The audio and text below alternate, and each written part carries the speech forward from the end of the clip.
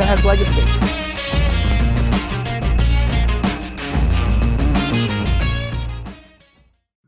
Good afternoon. Welcome to another episode of Dubai Works Business Podcast. This week is Dubai Blockchain Summit, and it's all things Jitech. So we have two very special guests. Our main guest is Matthias Mende. He's an award-winning innovator, speaker, advisor, investor, and consultant with Memmos, the company that he founded in Dubai in 2011. I'm going to list some of the amazing companies that Matthias is involved in, so just bear with me a second, and then we'll discuss them. Some of the roles he's currently holding include advisor and co-founder of Ice Tech, a fascinating looking company whose mission is to solve humanity's global water challenge. Also, he's co-founder of Unit Global.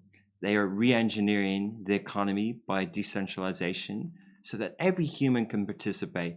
And he's co-founder of Linkbar, a URL shortening site at digitalwalletrecovery.com. So for anyone who knows things about cryptocurrencies, they'll know that this is important.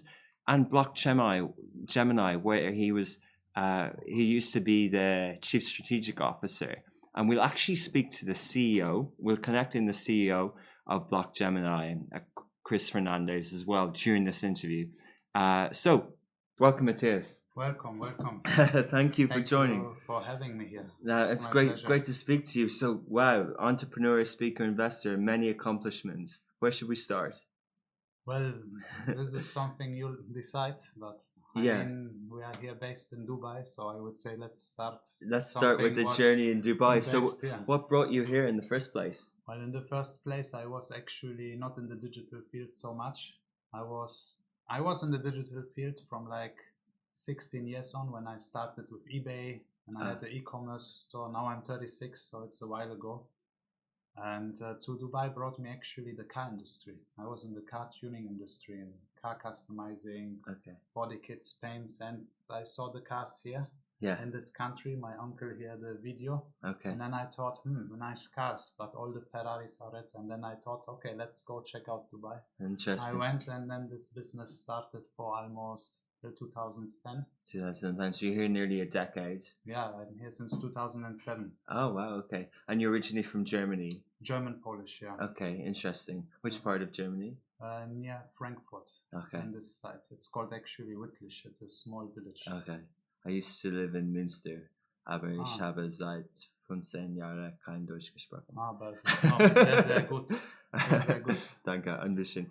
Okay, so amazing. So you were here for a long time, and what got you into these many innovations and many companies, and what was the first one? Well, the first company here officially, it's called Memmos. Yeah. So this is a company I did because I started working with social media. I saw that the social media industry will become very big and it's very important. And back in the day, people didn't took Instagram so serious. Yeah, true. But when I saw how much money some companies been charging, I thought this is complete joke. And this is something we can do also. Yeah. So we started improving a lot of food and beverage companies here. I used to work with some of the biggest venues, like from Bulldozer Group to the Mind Group, like so many venues. Okay, so you also did social media services, Yes, I've been actually growing accounts back in the day, and I was using bots for that also sometimes, but intelligent bots which we customize. But now this stuff doesn't work anymore because it's against the guidelines. Okay. It was also before, but before there was no algorithms to catch us. Yeah. But now you have to change IPs too much, so it would have emulated, like for example me as Bagatelle. I would like now all the customers, the followers of the other restaurants, so they would get likes every day, non-stop, to the maximum limit what Instagram allows. So 95%, because then we also get stopped. And these people, they see the interaction and then they would come back. Yeah.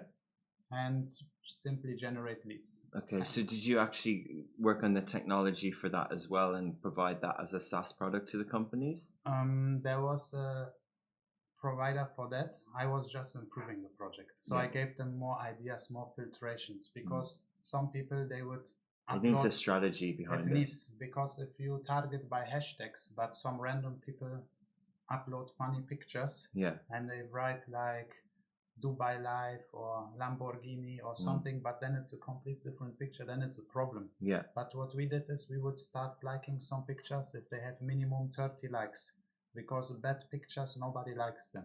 Mm-hmm. So there was some filtering strategies. Interesting. And this was running really good, this stuff. But since 2016, I left this. Okay. And field. what happened then? Well, I got into the blockchain space a lot. Yeah. I made my first experiences in this field. I've been hearing about it since a while, but it completely didn't make sense at this time for me. But then when I start understanding the power and the beauty of blockchain, I got very, very interested in this space. And just the one factor that the blockchain, it enables the trust. So it actually, companies and all kind of relations, the systems, they will be trustable because they will be verified by different nodes or whatever it's running in the system. Even it can be decentralized, but can be also centralized in internal company systems. Okay, it can be centralized. So Dubai has invested a lot in blockchain. And as we mentioned, the Future Blockchain Summit is happening at the moment. How do you explain to people what blockchain is? Do you talk about cryptocurrencies? Do you talk about ledgers, or what do you say to people? Is it like the internet, or is it something specific? Do you talk about industries? I would say blockchain itself, to make it very simple for the layman, there are too many technologies, blockchain technologies, but the most people, they know blockchain from Bitcoin, because Bitcoin runs on the blockchain, which was created by like Satoshi Nakamoto in 2009, and it's a decentralized way of sending money. And for those who are listening and not watching, there was inverted commas around this person's name because we don't know who he is. But this is the story of how it was created, and that's obviously in currencies related. But blockchain can impact many other industries. Of course, absolutely. Okay. Before we join the other guests, can you just talk about some of the companies that I mentioned in the intro, and what your involvement is in them, and how are they doing, and are they based in Dubai? Yeah. So 2 of those companies are based in Dubai. Yeah. Like one of them is iStack. Yeah. We registered also here in the DMCC in the GLT area. Yeah. And iStack, basically, it's about it's the largest water project in human history, like largest fresh water supply project. Yeah. And what's happened is that the idea is to create water by freezing it into ice blocks and then pulling it with the ship to the water stressed regions, which are like in the Middle East and Asia, because in Europe there's a lot of water. And we do it in a very smart way, but this is a long project. We also created another entity in Singapore, where we will in the future probably, like not in the future, of course in the future, but probably in 3 to 6 months, where we will launch the security token offering.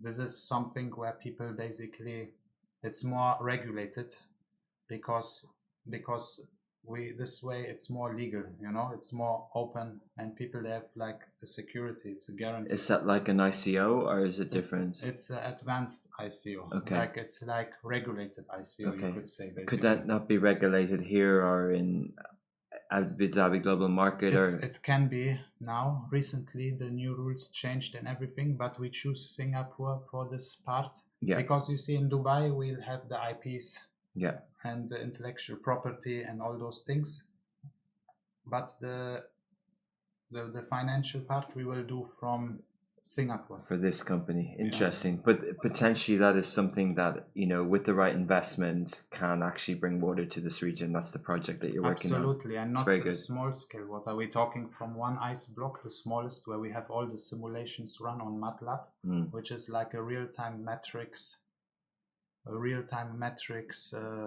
software, where they do the crash tests and where they measure the weather with the temperature, with everything like in real time. We have this done. And the smallest iceberg, the small one, which we have the simulation for, is 8 million metric tons, which means 8 billion liter of water. And Wow. 8 billion liter of water is good to give water to 10 million people for over 1 year if they drink like 1.9 liters per day. Wow, that's good numbers. Interesting. So a lot of water.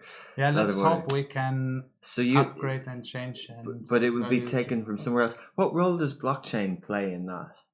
The blockchain part plays actually in the security token offering. So actually, this project doesn't need blockchain. So it's the fundraising element. Exactly, for the fundraising. So for example, let's say $10 million comes in, yeah, and now there is 30 other people will own part of that company. Exactly, it's like holding a share, but this share will pay dividends to the holders, because this is a project where we need like thousands of investors, small investors, not big investors, because this way everybody wins. Okay. And another big part is to donate a lot of those, of course, because to fix the problems. Okay, interesting. Water is life. Yeah, that should be the tagline for this company. So another company you mentioned that you're working on here, the second one in Dubai? The second one is Memmos, my Memmos, company. Then we have Linkbar, and then we have Linkbar is like a kind of clone of Linktree. Yeah. But actually, Linkbar will fork into a mini menu for the future, because I'm planning to make small websites for companies and for influencers, where they can put directly all the links inside, but not just links, also calendar, events, mini shops, and we're trying to put a kind of blockchain payment system, but it's still a bit challenging. The software is live, it can be free used, but still it's a little bit to work. I'm looking for more co-founders if somebody is more interested. You see, I'm doing a lot of things, and to manage everything is not easy, so I'm happy always to advise. To find the right partners. Great. So we do want to talk about blockchain trends in a lot more detail, and while you're here, but we'll cross over to Chris. Yes, please. To speak about. Okay, let's see this. Okay, we're going to viewers. We're going to test now something. So we're going to speak to Christopher Hernandez. Can you just tee it up and say what Block Gemini is while we move to Chris? Of course.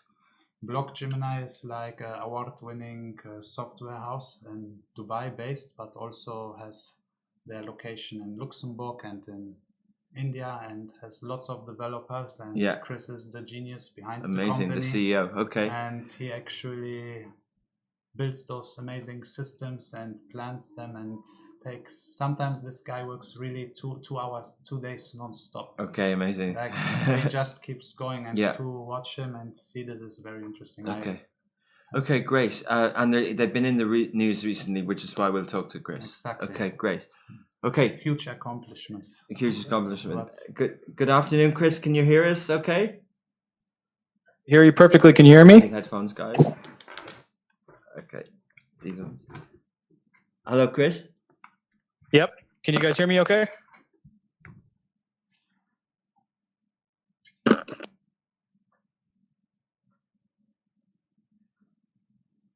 Just waiting to connect. I can't hear him. Hello? Yeah, can you guys hear me now? Okay. Wrong. So, hi, Chris. Sorry about that. How's it going? Very good. No worries. Thanks for joining the interview. Yep. Great. So where are you based at the moment? Dubai Studio City specifically is where I sit as we speak. Okay, amazing. So we're here with Matthias, and we're talking all things blockchain.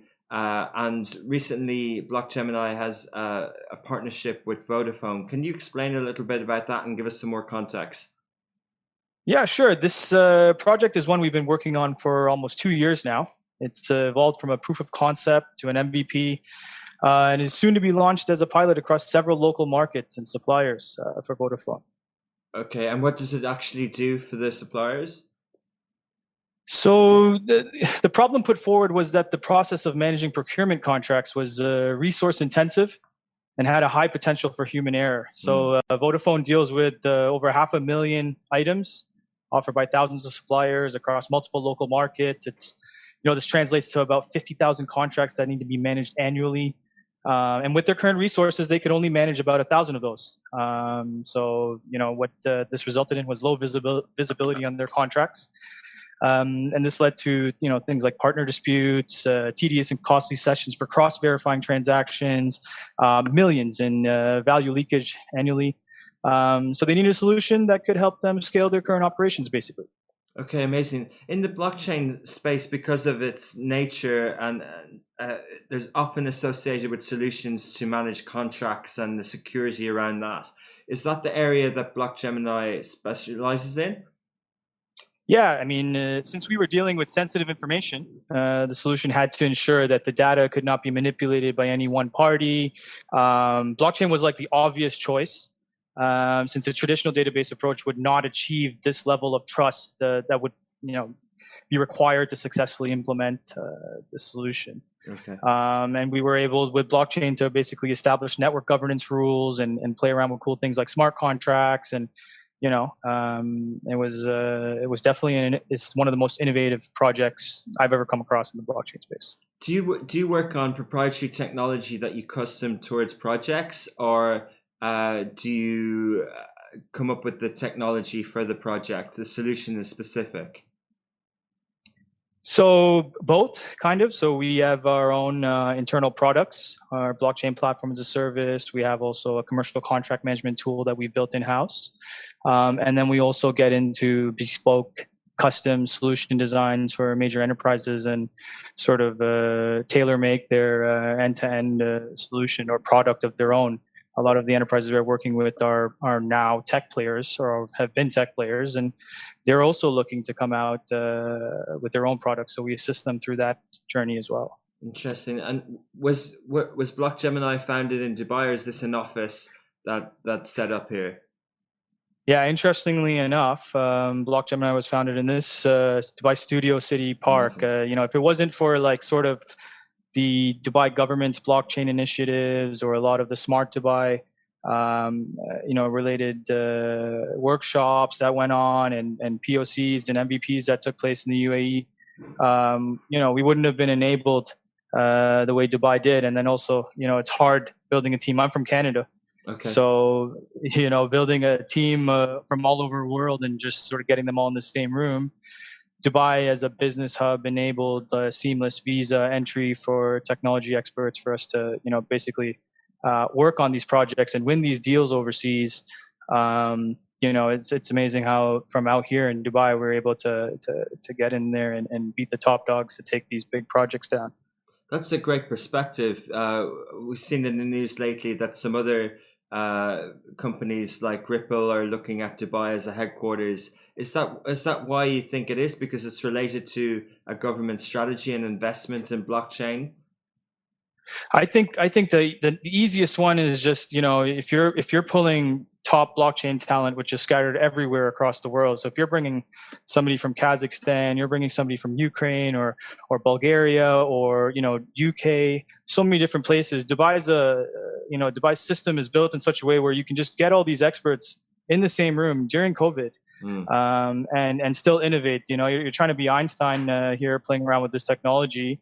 Dubai enables the team. That's sort of how we've grown out of here into hubs now. But Dubai enabled that initially during the 2017 early days, where we were able to assemble our team here for sure. And is that the view of Dubai globally in terms of blockchain, that it's a kind of a city that's embraced it? And should we expect more and more companies to be based out of here? Yeah, I think that shift has already started. You could look at the recent regulation from the central bank, the Securities and Commodity Authority. You could look at and see that this has now become a framework for this sort of innovation to be sandboxed or productized. So Dubai is definitely steps ahead of, I hate to say it, where I'm from in Toronto, Canada. But it is a smart city. There is a great infrastructure here. I go downstairs in my building, I open up speed test, and I've got 5G getting 900 megabits a second on my mobile. Wow. I'm very comfortable here. It is a state of the art economy for me. That's amazing. The talent, is that remote talent, or is some based here, some based remotely? Do you have the developers based in Dubai? And secondly, just to give us a bit more information, you kind of alluded to that blockchain developers are in high demand. How difficult is it? Is it like, how difficult is it to be a blockchain developer? And do you have to focus on that, or are you working on other areas of expertise as well? So one, we've just due to the nature of our projects, we've got a huge list of blockchain experts that always want to work with our organization. So there's always that, the enterprise grade projects, and there's very few of the sort of deployments that I was showing you here. But so from a talent perspective, we've invested heavily in our recruitment and training programs where we take in full stack engineers, we put them through courses internally, we pay for their courses, etc. So these sorts of molding and thought process is sort of just baked in the company. And it's literally we're pumping out a breed of development or use case knowledge that you can't really find it in school, to be honest with you. These are things that are evolving as we speak, and we're part of that evolution, to be honest. And we're just learning as we go. But we had some ridiculous 1 to 2% savings on procurement spend. We had 90% increase in some of the back office efficiencies. With some of the work that we've done, we've had just a lot of like clear wins where this technology works for us, and we just want to continuously focus on this particular science. Yeah. Interesting. Yeah. Before we go back to Matthias, just a little bit more about the roadmap for Blockgemini. How can people follow? Is it something that people can invest in? And what are the other sort of things that you're working on? We've got a lot of stuff going on in the supply chain space, the pharma space. We've got some projects where we're working with computers as small as a grain of salt. We've got some projects where they're IoT-based blockchain projects. We've got some digital identity stuff that we're doing. We're building protocols and working with governments. There's some public contracts that we're about to bid on.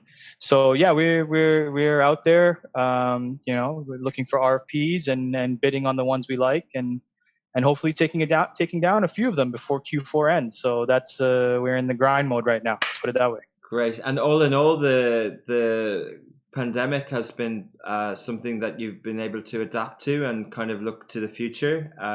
So your business is relatively healthy during this year. So we were already on a pretty high growth trajectory path. This company is like 1,200 days old. So it's hard to say though we've grown during the pandemic, it's hard to sort of tie it to the pandemic because that was already happening year on year, very great growth numbers in this industry at the moment. So, that was the only thing that, we don't know. We don't know, but we are on, we're on a strict growth trajectory upwards right now. Amazing. Well, thank you for joining us during the Blockchain Summit week, and congratulations on the partnership with Vodafone. It would be great to speak to you again as the Blockgemini story continues, and it's great to see success in this space out of Dubai. Thank you very much for having me. Nice to meet you. Nice to meet you. Have a good day, Matthias. Thank you. Yeah. Bye-bye. Okay, so that was Chris Hernandez, the CEO of Blockgemini. That was interesting. You probably didn't hear all of that, but you're familiar with the company very well. Yeah, of course. Yeah, so very interesting magical stuff, right? Yeah. But it gave us an insight into, it's a whole other ecosystem. There's RFPs, you're pitching for projects, there's government investments, there's blue chip companies investments, there's entrepreneurs. It's basically a growing ecosystem. Yes, that's full enterprise level how Blockgemini operates.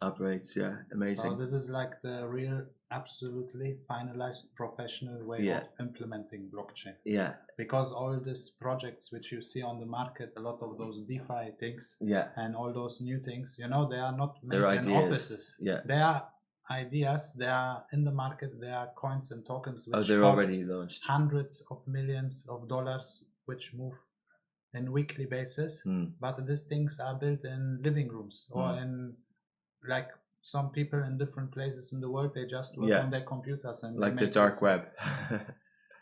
Not like this directly, but Okay. but the thing, but there are real projects. There are a lot of funny Yeah. projects, but this is decentralized finance. So what Chris was talking about is actual, they speak a lot in this space of having use cases, things that are practical, and the savings of procurement. A lot of people will understand. A lot of Yes. people will understand the telco industry. What's the kind of difference to get there from a kind of a white paper to an ICO to actual use cases, and do you have to win contracts, or do you have to kind of have consumer adoption of your idea? Well, there is no, like in the enterprise space, there is no ICOs.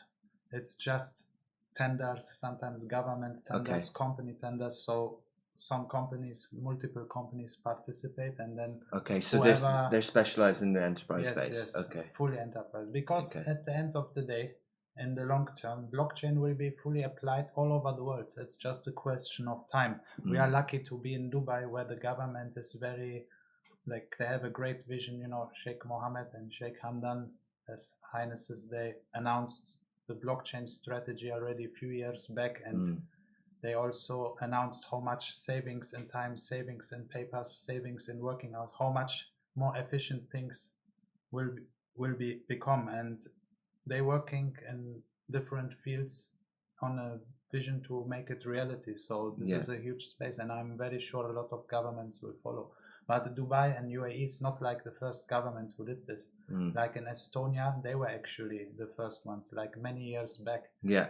They had universities building those projects. Yeah. And also some people of those universities, we also like work and operate with them. It's interesting. I was actually in Estonia 2 months ago, and it's the largest startups per capita in the world. Amazing little country. Fascinating. Well, one of the questions that kind of popped up while I was listening to Chris and you earlier, Matthias, is robots and replacing jobs. And, when we talk about procurement, we think of people. Is that a factor? Is that something that blockchain can disrupt employment or enable more? Well, let's say like this: it might disrupt many jobs where humans were needed, but it also creates some new jobs. Okay. For example, I mean, you can take any field where robotics will come in, like drone deliveries. So it's not really a blockchain factor needed, but if those drones, they will run on a blockchain, then it's more verified that everything runs correctly, that they arrive correctly, because there's always a proof that the drone arrived or it flew away. There's a proof of history, the consensus for the transaction. So every flight could be a token. So so the accounting doesn't need to be done by humans anymore. Okay. For example. Yeah. But also the delivery will be less. So there's no car maybe needs to go out, or less cars, which also saves CO2. So there is also always advantages. Yeah. But for sure in the industry of token powered drones and for delivery. And there's also in the industrial, like in the industries where parts get created. I mean, the industrial revolution already happened, but now I think it's another finance revolution happening. Which we are witnessing. Let's talk about that. Let's talk about cryptocurrencies as well. But just kind of finishing on blockchain part of it. Of course. When we see diagrams of blockchain, it reminds me a lot of diagrams of the internet, of how things are connected. And in the end, we don't really understand what powers our phones and things like that. We just kind of get on with using it. Is that an analogy of, the things that people are going to see are the things that are built on top of blockchain, whether it's devices like you mentioned or whether it's cryptocurrencies? Would that be fair? You mean devices built on blockchain? Yeah, exactly. Like, isn't so? For example, on top of the World Wide Web, there was Web 2.0. There was social networks. Then there's other things that were on top of that, and then there's an app ecosystem. So people almost forget about those kind of those diagrams of how things are interconnected. Other than the developers, of course. But is that from a consumer point of view, are we going to be more familiar with using things without really understanding how are they centralized, decentralized, how the ledgers are working. Okay. So this is always based and depends on which blockchain it's used for this application. So the web, it just runs on the web with like servers and stuff. So in the internet, there's a lot of information shared and false information. True. So now imagine if some turbo blockchains come in, which are also there now. For example, you have, Bitcoin, Ethereum, they are the very famous one. But how long is the transaction time in Bitcoin? It can take 10 minutes, 20 minutes, half hour, 10 hours if you to send money. This is not feasible, Ethereum, same thing. It's not feasible. So it takes even 5 minutes, 2 minutes, and the fees are very high. You cannot have $2 fee or $10 fee for a transaction. But now with some turbo blockchains, with the newest generation, which is just out, let's say, since 3 to 6 months. Like, let's say we have Solana and Polkadot, and Solana is built by a Qualcomm scientist who's a genius. He has people from CERN, from Intel, like top minds, and they just fixed one problem: the scalability and the speed and the cost. So now, for example, it's like this. Imagine Bitcoin is like a snail. Bitcoin is like a four-door, like a car, like an Audi S5. Okay. Ethereum, yeah? Okay. And now, let's take Solana. It's not a car, not an animal. It's straight teleportation, instant. Okay. You press. What about Ethereum 2.0? Ethereum 2.0, I believe it will be also very fast. Yeah. But it depends who will actually use it and how quick it will be usable. Because Ethereum Foundation, there's lots of chaos, Yeah. So what you're telling us now, obviously, Bitcoin has gone through a recent sort of surge again in value. Is that, does that mean that it's going to be too slow eventually? No. Because it can be valued as something else. Like Bitcoin, it's a decentralized currency, so it's just a store of value. I think Bitcoin is not an everyday technology for companies to use. It's like a commodity. It's like gold. A commodity, Okay. like holding money.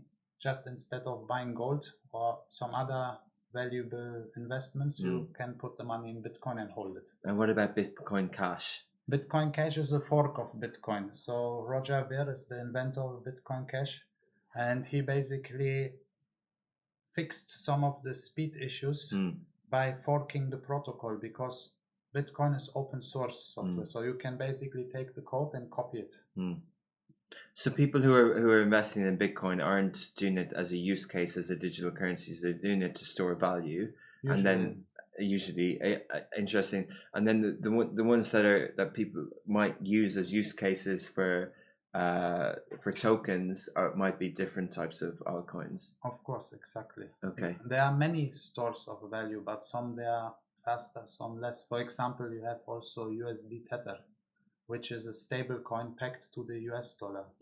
So for example, what I do, a little trick, when Bitcoin or anything goes down and I see that it goes down 2-3%, I instantly change everything to USD Tether. Many people, they will not like it because it's not so Bitcoin pro, but when it goes down by 10%, I can buy again 10% less. So I actually make more money. Yeah. So when you're trading? When I trade, yes. Okay. Interesting. Okay. But that's not what everybody does. And what I've meant also before with this fast blockchain is that in the future, because you asked me the question, how people will feel about these applications. In the future, blockchain, normal layman people like everybody, they will not even know that there's a blockchain involved, because it will be a standard feature. Yeah. It's not, also people who drive a car, they don't need to know if it's like a 6-cylinder, 8-cylinder. The car drives. It takes the same oil, the same petrol, because the car is the end product, not the engine, unless it's some supercar or something special.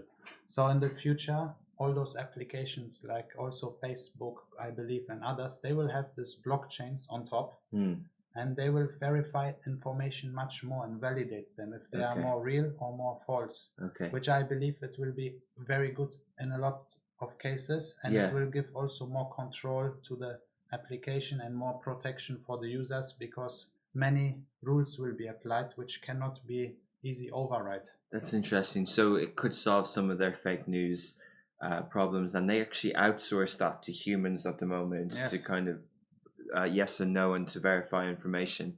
That- So why are they investing more in that type of rather than in Facebook's muted Libra digital currency? Why choose currency rather than using blockchain to verify their problem, basically? Well, okay, this is a very big subject which you just started, but to explain it first of all, I mean the fake news are a huge problem. Yeah. There's a massive problem because so many people, they are so brainwashed from social media that they just believe what they see and they can't verify. And a lot of people just share because also they don't have the chance to verify because maybe the original news is in English or in some source online which nobody can verify, right? Yeah, and it might also be only part of the story which is false without the full context. Exactly. Yeah. Exactly, and that's a huge problem. And Mm. I know when they do it with humans, they are not like AIs.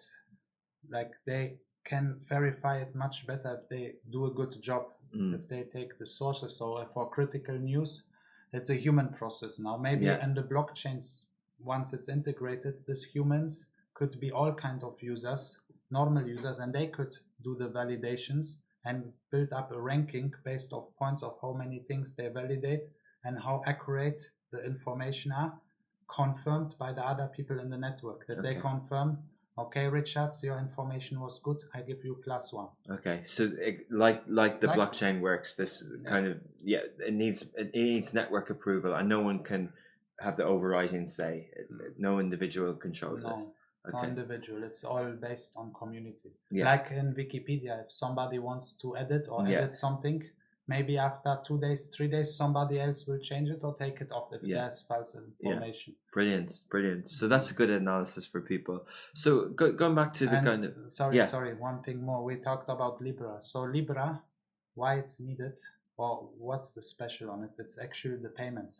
I mean, WhatsApp, they've been sleeping for years. You see WeChat, right? In China, WeChat, yeah. you must have WeChat.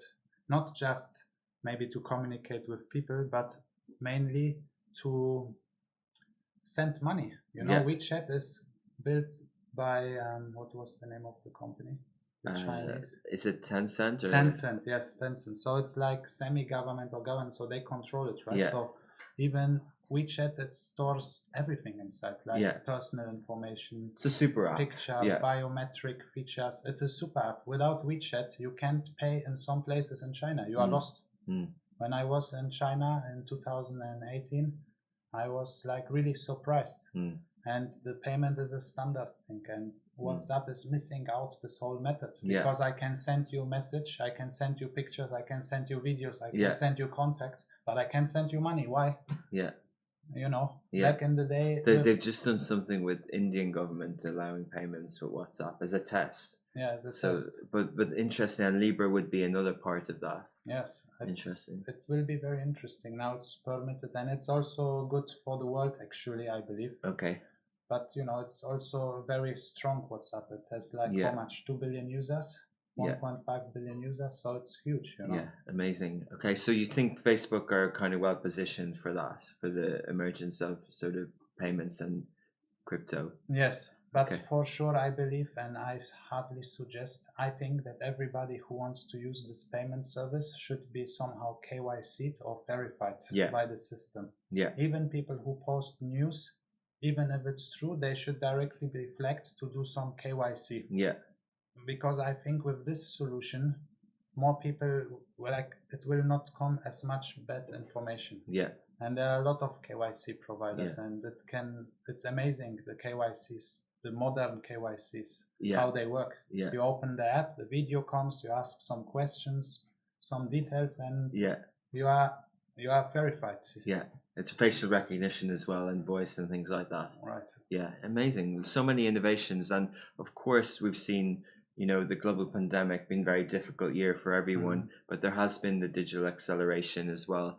Matthias, can I ask rather selfishly about media and, you know, some of the things that people say around the token economy? You know, there's a Black Mirror episode about ads and things like that in terms of you build up tokens by consuming information and you can use that. So it's attention. And we see companies like Basic Attention Token that have their own browser. There's Dogecoin. There's different types of token-based companies around content. Are they in the leading edge across the kind of crypto space? Or we hear about finance, we hear about digital coins, currencies, we hear about contracts a lot. But where does the kind of evolution is kind of content and media going to be first or last, or what do you think?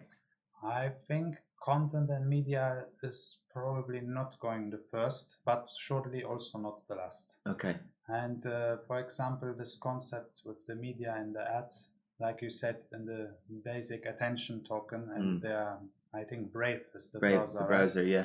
So that's an interesting concept for those who don't know about it. So imagine now you use your Google Chrome and the AdWords are coming, but you see them, you probably just see them and remember them, and eventually after some time you buy it, whatever settings you have and whatever information they keep repeated putting on you. But in the Brave browser, what's happening is that, for example, the ads come and some of the ad revenue is shared to you because you see it. So regardless if you buy or not buy, you get some tokens paid out, which is a nice concept. But you see, those companies, they need to be known by more people. Okay. They need to be more large scaled, They need huge marketing, PR, and these companies also sometimes don't always have the best blockchains. Not always. I don't know exactly what Brave is now using. I think they use BAT network, but I'm not sure. I need to verify this. But the concept itself is actually good, and I think it's nice when people surf the web and they can generate some money on the side from the ads. It's fair, and because it's based on blockchain, it's also a fair share. Yeah. Okay. I'm not sure how much the share is, but I think like 30-70 or something. Okay. But or even if it's 10%, but it's at least people get something, which is good. That's interesting. So I think this is episode 90 or 91 of Dubai Works, and it's the first time we've spoken at length about blockchain and the crypto space. How do people learn more about it? How do they kind of, without going all in, without switching career like you have per se, or without becoming a developer, right, without becoming an investor, what's the best way to kind of know a bit more? It's easy. So since we are in this beautiful country, UAE, and in Dubai, there's a very beautiful advantage for all the people and citizens here. There's the Dubai Blockchain Center, which actually is a part of the Dubai Future Foundation, which is next to, like, in the Emirates Towers. And from time to time, even online now in the pandemic, they host training sessions and they host like educational sessions. Okay. There's this 3D building.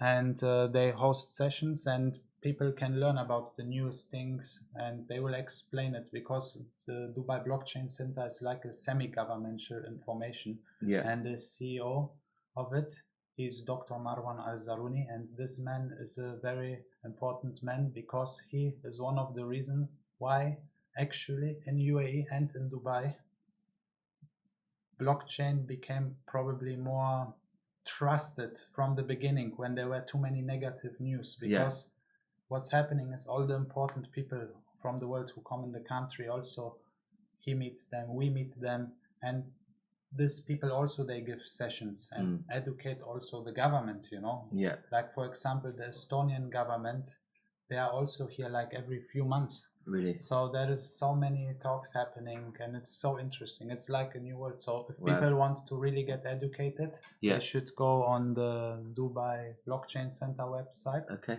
that's a good tip. And we'll put the URL in the show notes. Yes. For the blockchain summit at the moment, it's been going a few years and it started today, 6th to the 9th, I think, of September. December. So, excuse me. So, how do you recommend people going? Do you think that people can learn from these conferences? Absolutely. And there are a lot of booths and there are also different stages with different speakers, and it's done to obviously people in the industry to connect, but also for others to get more educated, to see some real projects out there, because also not everybody can participate as a company in the Dubai Future Blockchain Summit, because they also are a little bit strict, So They have to verify people. they verify a lot That's of good. projects. So It's great. It sounds like there's a lot more. Of course, we know there's investments, but investment is needed for industries to start. But it sounds like things are really settling down now in this industry. We're 10 years into it, and it seems like interesting time. Would you say it's an interesting decade ahead? Absolutely. I think we're living in the most interesting and greatest time ever. Amazing. And I absolutely Good positive recommend attitude. Yeah. everyone. I mean, the world is like, let's say, on fire or whatever. But at the end of the day, I think everybody who is curious and cares about his life and about change, he has the chance to do some research. And this information on the internet, just find them, and they can learn about the future and eventually get in. Okay. I didn't study anything, and I got in 2016 because it was very interesting me, the blockchain space. But there are so many spaces, and in the digital world, I believe that it will just give and improve the life of millions of people. They can benefit if they keep learning. Very good. Good mentality, good mindset.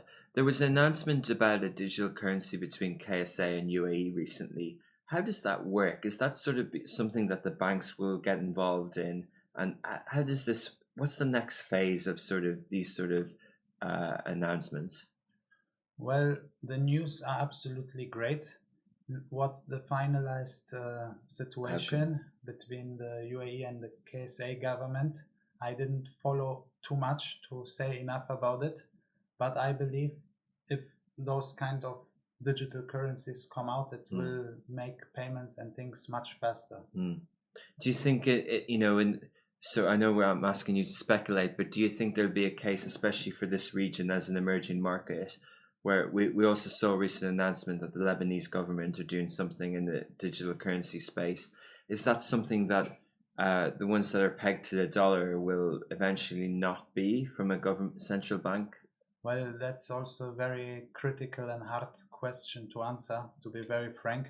Fair enough. But I mean, things which are pegged to the dollar, I personally, I believe it's a little bit risky, because also, in my opinion, I hope I can say that, I don't think the dollar is the most stable currency. Even it is, because it's everywhere standardized, but I feel this currency is due to get inflated sometime. I'm not sure how long they can artificially keep it up, Yeah. So if they especially with all the recent they just printed 25% of the whole supply of dollar since the dollar exists. I think from more than 120 years ago or something. They just printed it in the pandemic. So this not logical. It's like no wait, So the coins are actually, the cryptocurrencies, they are much more honest, like the stable coins, because they have to be regulated by the government, that they actually keep this money in the bank, or this value like gold or whatever it is. So I believe that, I hope that if this currency comes out here for the region, that I hope it's going to be not pegged to the dollar. Great. Additionally, Yeah. I hope, but I'm not sure exactly how it's going to be. Maybe there will be multiple ones. Yeah. So lots of things to happen, of course. Lots of things to happen. And I'm going to leave it there. It's been really interesting. Thank you so much for your time, and let's chat again in the future. Yeah, for sure. It was my big pleasure. Perfect. And thanks for having Chris on as well. Of course. I'm very happy about that. And great. Thank you, Richard. Thanks, Matthias. Thanks very much. That's it for another episode of Dubai Works. Thank you so much for listening, and please leave a review on the podcast platform that you're listening to. It really helps with organic searches. Also, if you'd like to appear on Dubai Works or know someone who has an inspiring business story in Dubai, please do get in touch on any of the smashy social platforms with organic searches. Also, if you'd like to appear on Dubai Works or know someone who has an inspiring business story in Dubai, please do get in touch on any of the smashy social platforms.